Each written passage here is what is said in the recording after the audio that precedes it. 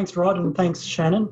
Look, I also would like to acknowledge the traditional land owners of the land, not just the Darug people where I am, but all of the traditional owners of the lands around this beautiful country, and pay my respects to their elders, both past, present and emerging.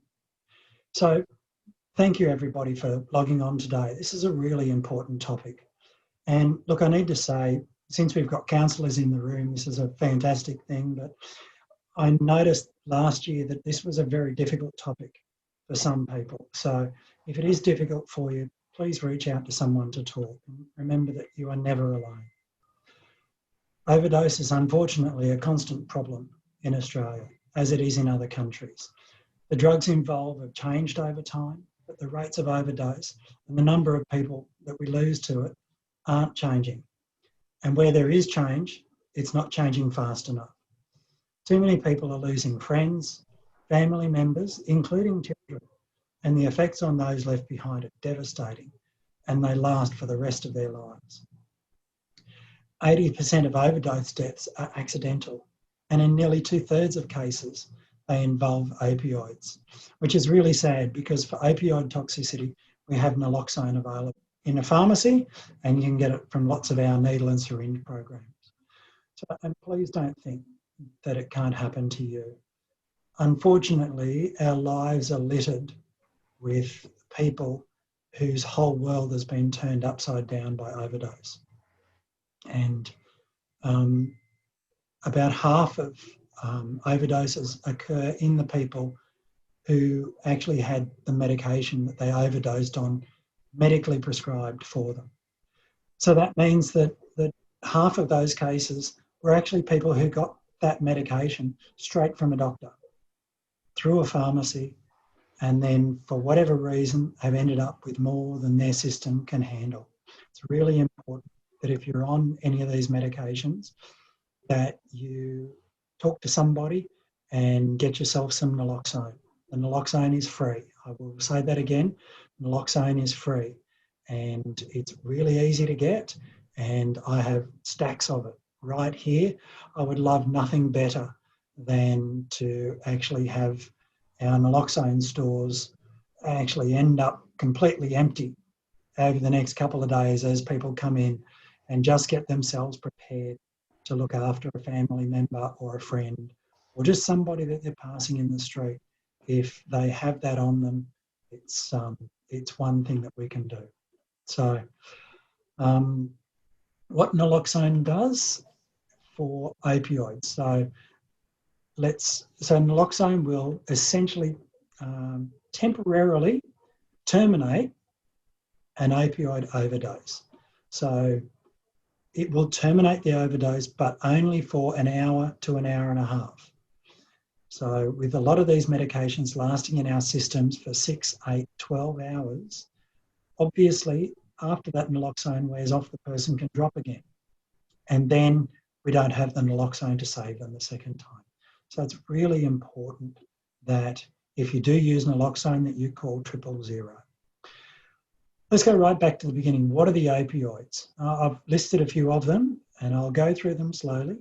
They're morphine, codeine, methadone, heroin, tramadol, oxycodone, tapentadol, fentanyl, and a few others. And if you have any of these at home, then you and your family are at risk of an overdose, whether you like to admit it or not. So naloxone, essentially when you give a dose of naloxone, and it can be given as either an injection or a nasal spray, but when you give naloxone, you are basically kicking the opioid away from where it's causing the overdose.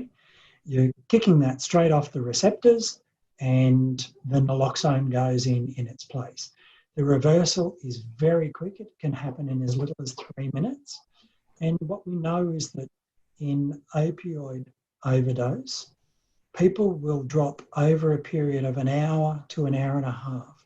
So there is often, not always, but there's often time for someone, if they've got the stuff with them, there's time for them to act, time for them to save a life, and time for them to get the ambulance out, call for professional help. Now, we heard last year, which was something I didn't realise, we heard last year that the police no longer turn up to overdoses. And that was done specifically so that people will actually report overdoses to the ambulance and get the help and save lives. So that's fantastic. If you're worried about somebody getting into trouble because of an overdose, you don't need to worry about that. It's the ambulance will turn up, the police won't. There may be some questions to answer later about how we got access to that, but everybody is concerned about the well-being and the health of the person who overdosed, not about pointing fingers.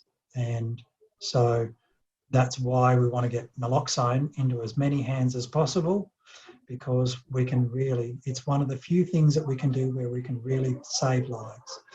And for those of you who've ever had anything to do with an EpiPen, you can think of it like an EpiPen for opioid overdose. Okay?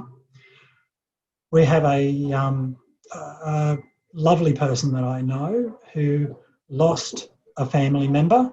So a child was lost to opioid overdose through taking a dose of somebody else's medication. And that's just a horrible, absolutely horrible thing. So we believe that there should be good, reliable, available services like methadone services, like needle and syringe programs around there for people who do want to use that. And we believe that everybody who is using an opioid should have access to free naloxone. And thankfully, for the next 6 months or so, unless they extend the trial, which I hope they do, for the next 6 months or so, that's exactly what we can do. So we have Pranoxad, which is an injection, and we have Nixoid, which is a nasal spray. And if you were to come into the pharmacy today and ask me about getting some naloxone, I have this form, which I'd need to fill out. And if you can look really carefully, there's actually nowhere on that form where I even need to record the name of the person that's actually picking this up. And it's done specifically so that people aren't scared to come in. We don't record the name. I honestly don't care. All we do, we make sure the top part of the form is, do you know how to recognise an overdose? And what are the things that make you more at risk of an overdose? Then down here, what you should do. I'll give you a hint, it's everything except let the person sleep it off, because that's not going to work. And then the last main question is, how long does it take naloxone to work? And the answer is 2 to 5 minutes, usually around about 3 minutes. So that's it. In under 5 minutes, you can be in and out of our pharmacy with a dose of naloxone, which you can keep in your first aid kit. You can actually have 2. One that you can keep in your car if you want, one that you can keep at home. And if you wanted to send somebody else in, 2 people come in together, I could send you home with 4, no problems at all. We want to get this out into people's hands. We want to stop overdose. Now, this is opioid overdose. This isn't talking about overdose of other things, and there are other things that we don't have a reverser for. So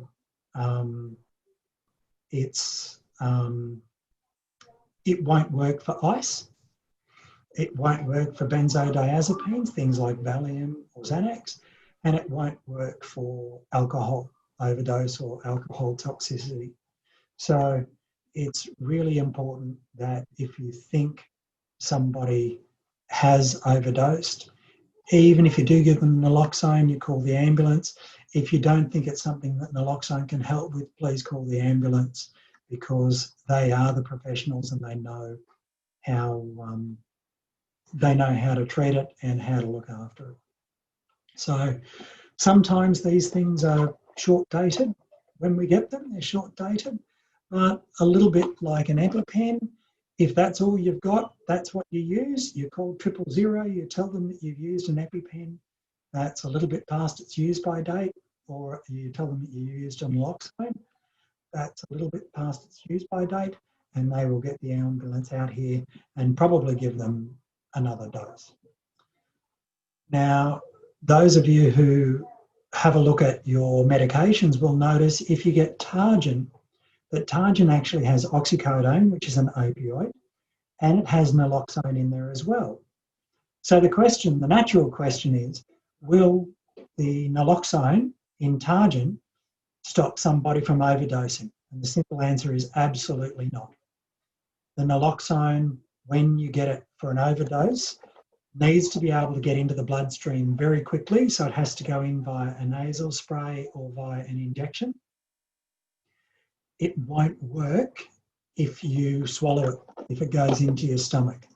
So the reason that naloxone is in Targin is to stop the stomach side effects, which generally is making people feel nauseous or can cause a lot of constipation. So while naloxone in Targin is a great thing, it's actually not going to stop an overdose. And as you know, the naloxone, naloxone will wear off after about an hour and a half, and Targin tablets are designed to last for 12 hours. So even if it did work, it would only work for the first hour and a half. And we know that it doesn't work. So don't think that because you have Targin that you or your family are safer from overdose. It's why it's so important never to share your medication with anybody. You don't know their full medical history. And it's really important that if you think they need something like that, you encourage them to talk to their doctor or their pharmacist about managing their pain. So with that, I think if anybody's got any questions, please feel free. If any of you would like to come and talk to us. Again, my name is Curtis. I am the local pharmacist here at Emerton Pharmacy. And I love doing this. This is the kind of stuff that really makes me feel like I'm making a difference. So please come in, talk to us, and pick up some naloxone. Thank you.